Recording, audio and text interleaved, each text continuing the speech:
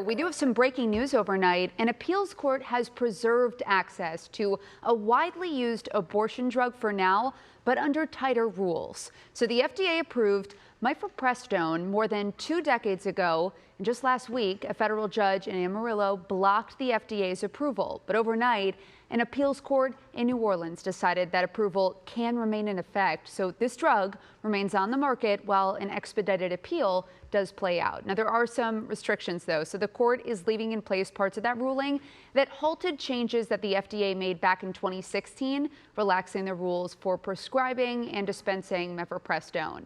Now, it can also only be dispensed up to 7 weeks into term, not 10, and it will also have to be picked up in person, not delivered by mail. Medication abortion makes the majority of abortions in the United States, and this doesn't necessarily change the legality of abortion in Texas, but it does matter for those looking to go out of state to get an abortion.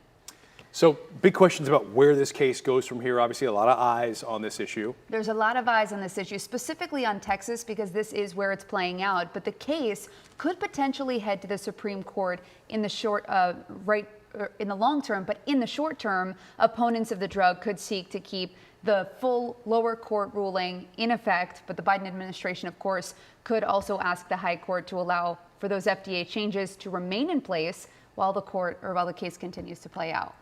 Okay, a lot of questions still to be answered. Thanks so much, Megan. Lots.